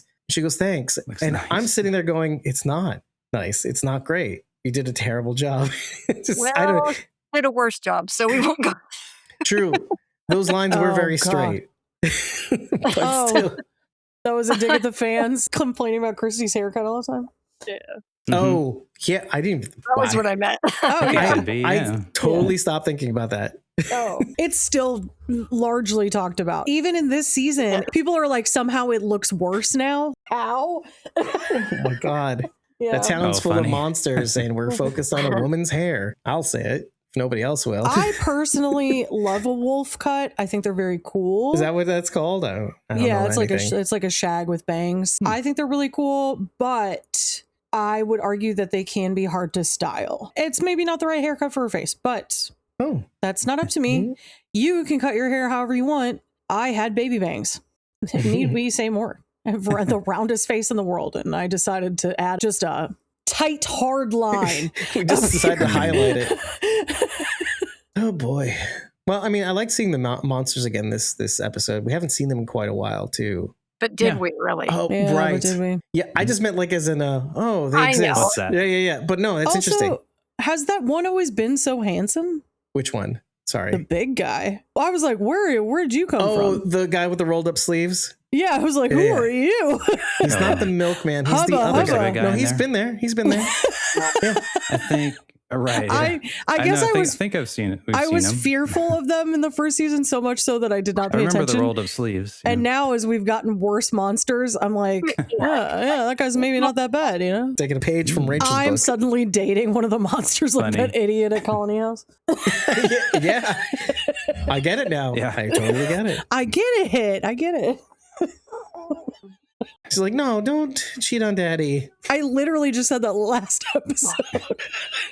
And now I'm like, that guy's really attractive. I'm taking a look at him. It was because he lifted Jade and his arms looked so big. Like a little baby, too. I was like, whoa, who is kind this of threw guy? him. You like a little bit of violence to him? Oh, was he the one that grabbed him? Okay. Yeah, I think so, yeah. He slams him down and I don't remember what he said, but he yelled something at Jade. And I was like, whoa. Hello. The lady says a lot of things. You should have listened to Boyd, but you never really were the smart one, were you? Well, see, that's an odd thing to hear. In a dream. He's the What's her name, smartest Jamie? one. Trenchcoat Sally or something like that. Was that what they call her? That's interesting. There's a name, yeah. Wait, Swing. swing coat. Okay. Trench coat Sally. I like that better. She flashes you. Yeah. That's Sally. She's got know. some spice to her. Yeah. It's nice of you to visit us again, Yeah. Jade. Okay. Well, it's just interesting what he says at the end, though. I know where they are. I know what we have to do to go home. I know how we can save the children. All three things. I know we can save the children. Boyd looks stupid, worried, is what my notes to that. Because, yeah, that does sound crazy. Yeah. But Well, then again, wouldn't you be worried too if you literally just saw knowledge comes at a cost and now this dude's saying, I know the answer to I have everything? Or are you like, I'm a little bit worried actually about what's going to happen now? it kind of actually makes me wonder because I think there's a part of me that thinks that he has to sacrifice himself to make this happen. Wouldn't that be the thing? Tabitha said it out loud. Who is worrying after you? Who on the outside is there waiting for you? The one person that does love you died in this town. Toby, maybe. We don't really know that much about him. No, we don't. But other than that, Tabitha, and he validates that in the very next episode, which is the last one. You were That right. was the other theory I saw. You You're saying welcome. Toby made me think about this. Someone said that we didn't actually see Jade approach the tree Which tree? as he came into the town. We didn't. No. No. You see Toby, but since you he don't was see in the Jade in back the seat car or- because he was in the back seat. So the belief is he also like the man in the yellow coat? The man in the yellow coat. Yeah. Look, I can call him whatever I want. I don't care that the Suit? fandom comes up with this. I said coat. He's in a suit. Yellow. It's a suit coat. Sophia Dave. in yellow. It's, Yeah. it's a jacket. It's a suit coat. It's part of a suit. A suit coat. A The word suit is coat? suit coat. Suit coat? What are you, the You 1950s? never heard of suit A coat? suit coat? I'm not arguing with you about this anymore. This is A dumb. suit Anyway. jacket. It's just a suit jacket. It's just yellow. First of all, it looks like a clown's outfit. Okay. And he just randomly thought this was a Okay. great idea to wear. Okay. One, he's With an his floppy idiot. feet. He's an idiot too. Okay. I thought it looked funny.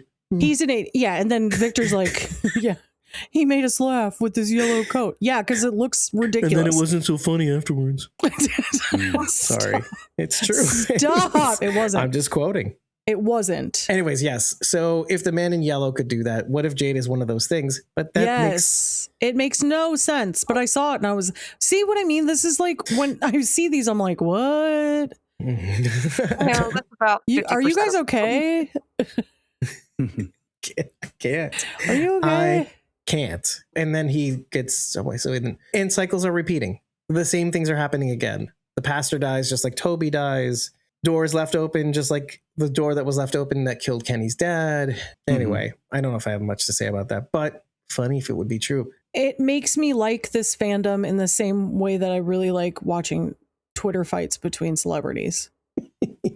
Because you want to fight with them? Because I'm fascinated by it. Because I'm like, this is crazy. Because also, what if they're right? When celebrities fight on Twitter, I mean Kanye and anyone else. Kanye versus the world? Pick anyone that he's fought Yeah, with. He's yeah, fought right. with so many people on Twitter. So entertaining. It's hilarious. The lines that are given to you make no sense. When I see these videos That's it. that are That's like, it. Right there. when I see these videos that are like, So you're saying Kanye's replies are like from theories? This is going to make the clip right now. You realize ding, that? ding, ding. That's exactly what I'm saying. And then That's you what have to she's saying, decipher yeah. what he meant. When Kanye said to Wiz Khalifa, your Oh, pants God. are stupid. You know what I mean? Like where you're like, what? Wait, huh? What about them? His pants are stupid? Okay. Make me choke. This is a prolific Kanye fight from like 2014, arguably. The best one is when he fights with Wiz Khalifa about Wiz Khalifa's pants. Yes, that is comparable to a From theory. I mean, that was so hard. I think it says more about me as a person than it does about the theories, actually. I don't know, you're making me laugh so hard. Seriously. Yeah. This is worth the cost of admission, Jamie. Yeah. Yeah. Oh, jeez. You're going to make me spit my water out. Oh, yikes. Okay, this is what little baby Jade says to big Jade. It's always the same. Once they learn the truth about who you are, that it was you who the children were calling for, first they blame you, then they hate you, and eventually they kill you. For Tabitha, it's worse, which arguably we saw what happened to Miranda, which is why Henry is losing his damn mind, because he was helpless. It's one thing to hear, oh, she died. It's another thing to hear she's been eaten. By a monster. Right. Yeah. A monster true. in a hideous suit coat. Right. Just kidding. I'm just kidding. I was going to get in your face about it. Like, you're just dumb. I had to have the last word. I'm sorry. Unsuit coat. I may be like Kanye in that way. I had to have the last word. So I have to mention what this immediately made me think of. For some reason, it reminded me of Martin. Things that Martin said while chained up with Boyd in that dungeon-ish place. Right? Thank you. That name was not registering to me. Right. You know, gross Martin with the beard and my blood is your blood now. He reminds me of... Here are some worms. The old man Jafar pretends to be in Aladdin. In Aladdin. In the dungeon. Which, by the way, may well be. Oh. The Cave of Wonder. Sorry, with the teeth. That's who he reminds me of. Okay, sorry. I saw this movie a billion times as That's a kid. a good one, yeah. So, sorry. Anyway, I wasn't expecting such an accurate impression. Thank you. I practice a lot. Oh, that was good. That was good.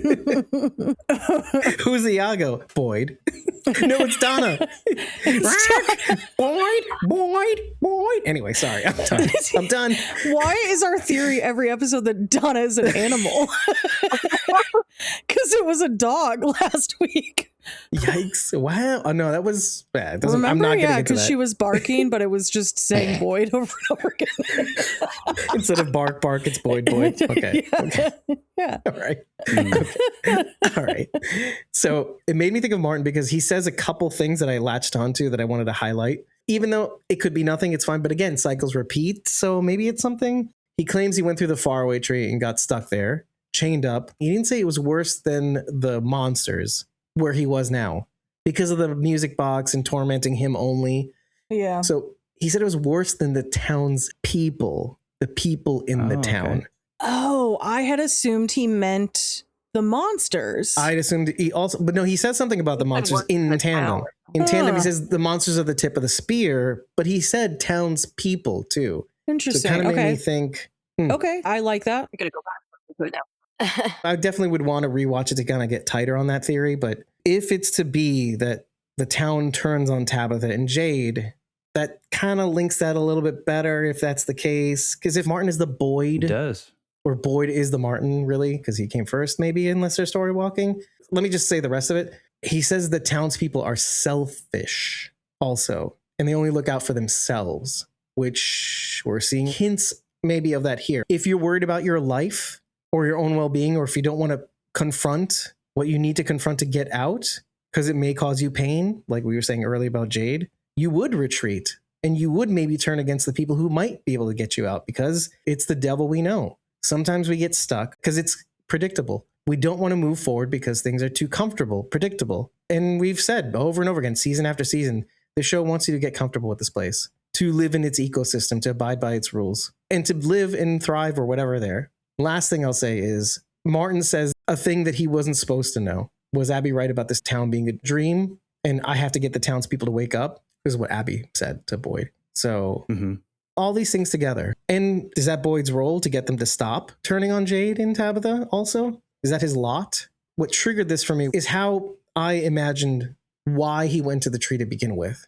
Martin. It could be running away from the monsters. That's fine. I'm fine with that. But it could also be like he did not like the townspeople as well. Something he sort of alluded to, that the townspeople were selfish too. That kind of triggered with me. The only other thing would be to talk about Marielle, but... Do you believe her? I don't know that I believe it. Yeah. I haven't decided yet. If they're really stuck there, is she really hearing things, or is it just the man in yellow and or the town trying to scare her? I don't know that I believe what she's hearing is actually what she thinks she's hearing. It's like the selective rules. Why do we believe Tabitha and we don't believe Marielle? It's a tough one. That reminds me. It confirmed for me that the man in yellow has to physically touch you in order to affect you. You sure? Because... Well, I think so now. Possibly. The first time he didn't touch her, though. Yeah. She was touching Sophia's arm before she left the room. To set her bone, right? Is that what you're saying? Yes. Oh, true, She's yeah. holding her arm. What about didn't Sarah? Sarah. Didn't she hug Sarah, though? Maybe not, but I feel like she hugged her or I feel something. like it's something that she would do. I don't know. Maybe I'm Right. just imagining it. I don't remember. Okay, that would be the one to go back and check, I guess. Marielle touched Sophia's arm, then that happens. Then Sophia touches her again, and then Well, there was a she lag time, but yeah. hallucinates again. She touches the pastor because she touches his stomach Mhm. in order to enforce that. Sees him, yeah. To me, it appears like it has to be a form of touch, but I would have to go back and look at the Sarah interaction. But it also makes me wonder then if the original effect on Sarah was even the man in yellow, or if it was something else. Other than the oh well, she was muttering things, incantations of some kind or whatever. No. I'm talking season 1 Sarah. Oh, Yeah, I feel like that's yet to be determined if it was. Yeah, we don't know for sure if that's the man in yellow or not. Right. I feel like that all but confirmed it though, didn't it? No, not really. I feel like it implied it. Yeah. That's fair. Or that's what you ought to believe as a result of seeing this. But again, that could be a misdirection, like you said. See, it's something I said before is that at a certain point, you can't keep baiting the hook and yanking it away, the hook and yanking it away. You have to be tethered to something, unless, like we've been seeing, we're being tortured now. Because I feel like this episode is very much a call out of, well, like the hair, like the sign answers this way, like drink the blood, don't drink the blood, drink the blood, don't drink the blood. Who are you making suffer but the audience in that moment? Watching a character you like suffer with this choice. If you drink the blood, you have to suffer. If you don't drink the blood, you're safe, but you're not going to find the answers that we as the audience want. And I forgot to say the thing that Baby Jade says. I love this part because then you see it throughout the episode. I told you the answers you sought come wrapped in painful truths. It's like that for Henry as well. You could even say that Tabitha, well, here's some painful truths that once you've figured out what it is, people are dying around you, or one at least. So I think that definitely follows. But I think, like this show, you have to pass through that membrane to, if that's what you really want, if you really want to leave, you have to confront them, even if it is painful. And our life is riddled with us trying to evade pain. Our life now as people is an effort to try to evade pain, when sometimes pain is something we have to go through, right? Childbirth is a quintessential form of one of those things. We have to face that pain head on in order to receive a gift. What is supposed to be natural, but is not really. It shouldn't be. It's really weird if you really think about it. I always refer back to what Christy says, the ball of flame in the sky conversation she has in season 2, episode 9, which is a very great episode, by the way. It's full of stuff to go back and refer to. It's where we see Jim in the radio in the RV and Abby shows up and everything. It's the same episode. Flaming ball in the sky is the sun, and it provides the warmth we need, the equilibrium that we have on the earth to be able to exist. The distance that the ball of flame in the sky is to us helps us exist. And yet the thought of it is kind of scary if you look at it a different way. It can eviscerate us if we get too close. The radiation from it, if not for the atmosphere, could destroy us. And also the way it looks. Oh, why is it so hot? It's like, why is this thing torturing us? No, it's actually a gift. The sun is good for you. But we have to have this pain in order to appreciate it. I told you the answers you sought come wrapped in painful truths. And then it does cut to Henry right after he says this in Colony House, right outside the door. Yeah, it does. But then again, he wasn't really there. So how about that? We didn't talk about his conversation with Fatima, that he went upstairs and Kenny, right? the golem is getting big now. Yeah. Do you think anything's going to come of this? Comes to life. Yeah. I hope so, but I don't think so. Well, if dolls can come to life. See, but then... I feel like it's all about her healing rather than it is about her metaphorical behavior. Yeah, I agree. Yeah, it could be. But I'd like it to come to life. It would be cool if it came to life because it's all symbolic about bringing life into the world. Yeah. I don't know. Well, maybe we're also not looking at the more obvious thing that was pointed out in this episode, which was Kenny and she have this conversation. I keep thinking I'll look outside that window and finally see him. After, by the way, like you said, Jamie, we haven't seen him any monsters for quite a while. I would venture a guess that we haven't seen any monsters since Smiley Jamie was rebirthed. We've seen the post office at night. Remember I'd said they're going to be right outside of that blanket. Yeah, right. Like, wouldn't you hear them talking? But even if you look towards the road, they're not milling about as though they are normally. Like in previous seasons, we've seen them just kind of milling up and down the road. And like, hey, bada, bada, bada. Like they try to get you out of it. Saying weird stuff. Yeah. Yeah, weird stuff to get you to open the door, actually. Not hey, bada, bada. So no, I remember hearing someone say, hey, bada, yeah. Seems period accurate. Right. And we're finally here again at the precipice of another night. And this is when we would see monsters. And maybe we will see Smiley Jamie, not you, Jamie, outside of Fatima's window. Maybe tonight is the night. I don't think you're going to get a golem up and running before then. It'd be cool if they did. She's not even done with it yet. Yeah, that's true. Maybe that's all you need. It's just a lump with a head now, yeah. How would it even walk, Dave? It looks like two figures together, though, doesn't it? An adult and a child. Now you think? My guess is that she has to build it up to then carve away. Oh, that's kind of what she was about to do. She was worried about getting kind of the gigantic size of it right, so then she could carve away at it to make it into whatever. But it didn't is look that she's got in her mind. symmetrical, though. It looked like there was a figure and then another figure standing next to it, sort of. No, well, I don't know that that's necessarily true. It looked like if that was the head, the part that was on the top, that it wasn't centered. And I don't really think that matters, honestly. So I think it has a hunch to it. Maybe. It's like we're just looking at it from inside. It's like a Quasimodo. Yeah. Yeah. Why not? He's my perfect baby golem. He doesn't have to look like a man in a yellow suit coat. He can look however he wants, Dave. Like Wiz Khalifa's pants? Yes, like Wiz Khalifa's I think I've gone too far. It's you too have. much. You've taken it it's too much. far. You've taken it too far. I meant Easy. Isn't that his name? Easy? Oh, God, Dave, just stop. Right. Stop. Or, Yay. Is it I think Easy? It is now, no, it's right? Yay. It's Yay. Isn't that what he's going by? Yeah, no, he doesn't go by Yeezy anymore. Those are the shoes now. Dave, stop. I don't know anything. Those are the shoes. You're making me cringe. Please I'm better at stop. from theories than I am at calling out Kanye references, apparently. Please stop. Let's not talk about the last one. I did want to point out one thing, which I thought was a little slightly interesting or noteworthy, is how Victor dealt with his dad going on this rant. And I thought it was very mature. It was very adult Yeah. of him. Yeah. He didn't freak out right away. Well, I mean, Victor Kinda did looked piss his down and- pants. Did he piss his pants again? No, Didn't I see- meant like when he first realized this memory, he got it out of his system literally. And then he told his dad about it after kind of slowly coming down from the shock in the same day, I think, and then shows his dad what happened to his mom. And then he has a hard time. This is all in the same day. Yeah. So yet Victor's already processed through this whole thing. Again, in a way, things are accelerating, but time is moving If slowly. anyone can compartmentalize, it's Victor. Truly. That That's dude a has good seen a point. lot of stuff. He can just take a second, let me draw this really quickly, and I have then processed it. It has been processed. Next thing we're going to see is his dad playing His piano. dad drunk, yeah. Like hitting people. But it also made me think of how was growing up with a Henry that would tie one on. Yeah. I don't know that it was great. And then maybe he thought the things that he thought were awesome about him playing at the piano, maybe drunk even as a kid. Like, oh, and you had a voice. And yeah, as and the child maybe- of an alcoholic, it's usually not great. And he remembers it differently than Victor did. Yep. It was the first thing I thought of. And it comes from someone who also drank a lot and was probably a high functioning alcoholic at one point in her life. You want to remember your time on earth has been worthwhile. So you really look at things with rose tinted glasses, your drunkenness included. So you're funny and really good at telling stories and you're the life of the party or whatever. Whereas someone who knows you might be like, dude, you were a sloppy mess and you were not cool to be around. And we don't remember you that way. Yeah. We're laughing at you, not with A you. lot like Yay, I'm sure. Yes, Dave. Was Khalifa called him out on? Anyway, whatever.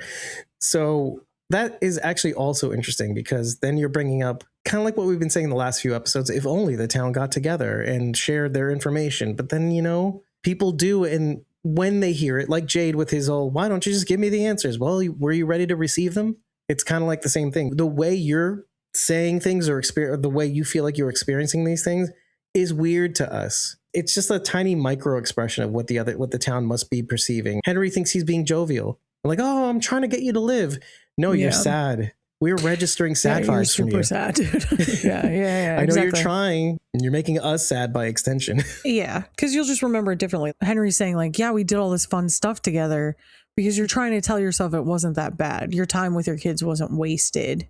You used it wisely. They had fun. You spent time with them and it was so fun for everyone. Your kids aren't going to remember it as that. They're going to remember you sloppy drunk trying to play the piano and then yelling because you don't want to sing or whatever. I just think it's natural for an alcoholic to kind of try to rationalize it, which is interesting because I don't really know anything about Henry's life more recently. Had he ever sought treatment or was he just a dry drunk? Well, he did have the beers in his fridge that he brought home. Okay. But I think he's past that point. If you didn't go through any sort of programming to really cope with the root of the issue, Then you would be constantly self-medicating, well, basically. you're still going to be lying to yourself about what the past was like. Isn't that the same as Victor, in a sense? You kind of have to rewrite it. Did it happen? Did they leave? I'm telling myself that they're dead. Victor was telling himself that, oh, I told myself it wasn't real. Yeah. It's the same vibe, same energy. Yeah, it is. It As is. Henry, paralleling. I do want to hit one thing. It's the thing that keeps nagging at me, and it's Sophia, Man in Yellow, him, herself, itself. In some instances, I feel like it is taking glee in the suffering, like Marielle says, but then it cuts both ways, because when Marielle says what she says, she is listening intently, as if she wants her to get what this place is really about and admit to it. Sophia, you're saying? Yeah, Sophia, Man in Yellow, blah, about Marielle's revelation, finally talking to Christy, basically. And it's something that it hit on, and it's always bugging me in the back of my brain, and it's nothing more than a feeling or the way things are worded to get me to this feeling. And I thought about this yesterday, right after I watched the episode. I'm like, there must be a part of this ancient thing that actually kind of wants them to win, because then she does not have to go through this whole cycle over and over. And it must be boring to watch humanity lose over and over and over. Not if you enjoy again. Suffering. Yeah, but I just heard a quote from Paul Newman. Why would you go out for a hamburger when you have steak at home? And I keep thinking to myself, well, eventually steak would get boring. He was talking about his wife, by the way, which I think it's adorable. It's nice. I was like, spoken like a true rich person. But like, if your wife is steak, you're going to come home to her every night. You're not going to cheat on her. And he was the most attractive man at one point. He was a very good looking man. Yeah. Yes, correct. So I'm just saying, there's a part of me that thinks there is a sort of, like, I'll toy with them. The Man in Yellow is edging. He's edging. God, He's like, I'm going to get them to the line, the delicious line and when they screw up, it'll be that much more delicious. But also kind of like, I want them to win. They keep screwing up anyway. I can get them all the way to the finish line, and they'll still turn around because they're that dumb. It's got to be torture for the Man in Yellow too. He gets his jollies, right? He's not the devil itself, unless it's Capricorn, the horned goat thing. Anyway, we don't know. It's a feeling that I get. Gleeful in one scene, not very gleeful, eager, curious in another. So here's what I'll say about that, Dave. Yeah. This actress who's playing Sophia is making some really interesting facial acting choices that are leaving things really ambiguous. When the crows are at the funeral for Jim, she looks afraid almost. Yeah. In her face. That was part of the Randall theory, by the way. Randall does not look at the crows at all, apparently. Looking at the crow on the ground. Thank you, Jamie. No, really? He doesn't look up. There's a shot, and like everybody else is looking up, and he's looking down. I think because he's like he summoned them or something. Not for me. Oh gosh, Donna and Randall. Yeah, exactly. They're the worst. Apparently, they're the ones. Yeah, they are ancient the ones. aliens. But so you're saying her face acting? There are parts where she takes glee, and there are parts where she's concerned. I think it's intentional, but it is making it hard for me to grasp what emotion is supposed to be playing in those moments. So I've had a hard time, because normally I can read an actor's emotion and be like, okay, this is where your head was at during that. I cannot with her. Her facial acting is just lending itself to being like really ambiguous. So it's like, okay, I don't understand. Yeah, like you're enjoying this? Maybe, right. Yeah, I don't know. Yeah, you said it before. Why would she be afraid of the crows when a villain would typically be smiling at that point or something? Exactly. Right? Exactly. Oh, they're so terrified. What does this mean? Sophia / Man in Yellow would be like, oh, it's so delicious. They're so afraid. But why isn't she afraid? Why is she more concerned than afraid? There's another part of this idea, what keeps me more, not skeptical, but more like open to the possibility that there may be a dual use to this Man in Yellow. And that is what this town is to begin with, how it has been described. And that is the things that we view as terrifying. It was the kimono wearing lady. It was the, Fatima being pregnant, and that turned out to be terrible. But it's the idea that maybe something good is wrapped into something scary, or what might typically look as evil. And what if that's the Man in Yellow as well? It would be so easy to assume that the Man in Yellow is a completely evil entity, the ancient one that wants to feed on the suffering. And all of that may also be true, but there may be something else to it that we're not allowed to see about the Man in Yellow / Sophia / it, whatever it is, that maybe we ought to be open-minded about. I don't know. It's really just vibes. The Matthews have gotten back together. things like that happening. Fences are mended. You think Kenny's supposed to be with Christy, but Christy ends up finding Marielle again, and they're together. Maybe that's, I don't know, the devil you know also. I don't know. Don't touch that dial. We'll be right back after these messages. We just thought we'd remind you to show this episode some love by tapping that like button, if there's one to be tapped, subscribing to our podcast or channel, and if available, enabling all notifications, and sharing the show, or clips of it, with everyone you know. And don't be afraid to reach out. Leave your questions, feedback, ideas, or even concerns in the comments section. There isn't one? Head on over to ratethispodcast.com/squawkingdead and leave your thoughts there. Rating our podcast is the best way to get our attention because it also boosts our visibility. And we'll probably address it in the next episode too.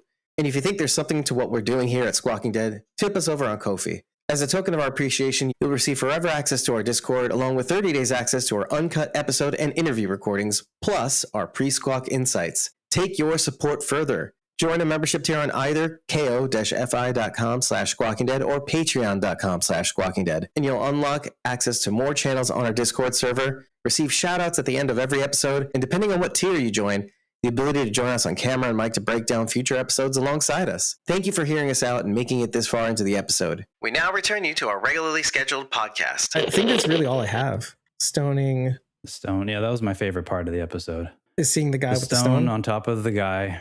The stone has a violin. The violin was on top of the stone. Whoever in production or set design or whatever decided to put the violin on top of the stone and not give it to the actual corpse. That's pretty I funny, love that. actually. But I love it because it's funny. It There's is so funny. many bad jokes. So it's Or were they like- just making a joke? Yeah. yeah.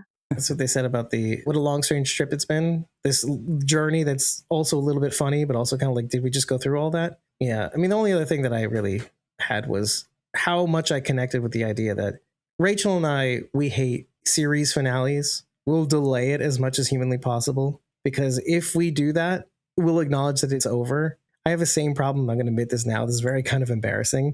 So one of the best vacations I've ever been on has been to Japan. I just went there last summer. Worse. It's hot as hell. Definitely not ideal. And we brought back these Kit Kats that we've been going through. And I still have some in the fridge. And there's that part of me that's like, well, let's just eat them a little slower next time. Let's leave a little bit. And I still have still a handful of them. But to finish that last Kit Kat is to acknowledge that you're home again. So when he mentioned that, and I have very more personal versions of that as it pertains to the loss of somebody in my life, that if I stop going to his grave, or if I stop acknowledging that he died, or just mourning him in the way, if I let go of mourning the loss of my friend, well, then it's like, what's my life without him? I have yet to scatter my dad's ashes, and See? there's no real reason, but that's the reason. That's part of it. By doing that, I'm saying that he's gone, and it's easier to just kind of put it out of my mind. Do you know those things you used to do as a kid? If I walk to the end of the block in under 2 minutes, it means that this person cares about me. It's similar to that thinking, you're willing something into existence that may or may not happen.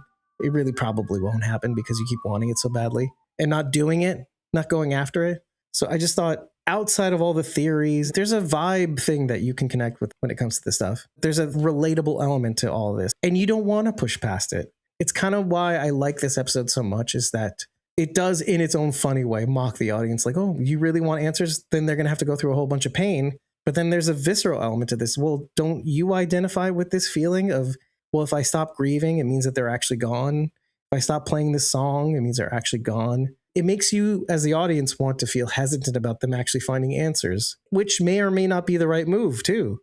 Because as we all know, all good things come to an end. All good shows have to, except for The Simpsons, have to end sometime in order for them to have meant something. Just like this episode. I've been your host, David Cameo, and I was joined by... Me, Punky Brewster. You can find me at ko-fi.com/punkybrewster. That's PUNKYBRUISETER. Neo's the one. Thanks for having me. I'm Jamie, and you can find me at sci-fi-vision.com and Sci-Fi Vision on YouTube. Damn right, in just a few minutes, which you're not going to see this until way later. And again, sorry for these episode releases taking so long, but I'm happy to be here with Jamie and Bridget and Jason. And hopefully, if you are in America, I hope you have a very wonderful Memorial Day weekend. You're not going to see this for a while, unless you have watched this unedited version, which you can get when you join a membership. And that's fun for you and fun for me. Fun for everybody. What a long, strange trip this episode has been. Good night, everybody. Good night. No. Bye. Thank you for patiently waiting for this episode to release and for making it to the end of yet another episode of Squawking Dead. This one discussing From's 5th episode of its 4th season, titled What a Long Strange Road It's Been. And truly it has been. You're listening to this post-editing, pre-publishing rant on May 28th of 2026 at 11:24 a.m. I'm trying to make this quick because we'll be doing our post-watch reaction and breakdown of The Boys series finale tonight at 6 p.m. Eastern US. And since you may or may not know, I do have a full-time job, so I am actually technically recording this during work. I'll make this brief. I will head to our acknowledgements of the folks who support us. And just to make a slight correction, I should have acknowledged Jason correctly in the last episode, because technically I released that episode shortly after he did this. Jason is a newly minted Survivors member, which means he's a junior producer. He has access to our core channel, which he already took advantage of, and he'll be part of a discussion that we'll be having very shortly on a couple of conventions we plan on attending within the next year. And if you want to be a Survivors member and have that level of access, along with being able to show up in the episode breakdowns with your face, head, mic, mouth, head on over to either Ko-fi or Patreon. That's ko-fi.com/squawkingdead or patreon.com/squawkingdead. Check out those exclusives. See if it's up your alley. You can find Jason via @neos1 on Instagram. That's @NEOS1HEONE. Moving on to the whispers, we have Rob Lucchese, who you can reach on TikTok via @RobsStuff_N as in Nancy _things, THANGS. And last but not least, we have Kim Rowley, who you can reach on Facebook via @Kim.Rowley1. The walkers should be scrolling on the screen right now. Hopefully I didn't forget this time. And thank you for sticking around and appreciating what we do. In a world full of options, podcasts, discussions, long form content, you chose to stick it out listening to us, and it shouldn't go unnoticed. Thank you yet again. And if there's anything that we can do to make these episodes better, please let us know in the comments section if there is a comments section. And if there isn't one, consider rating us at ratethispodcast.com/squawkingdead and leaving us some feedback there, along with your handle where we can reach you and tag you and thank you. And to you and the rest, just remember that we are Squawking Dead.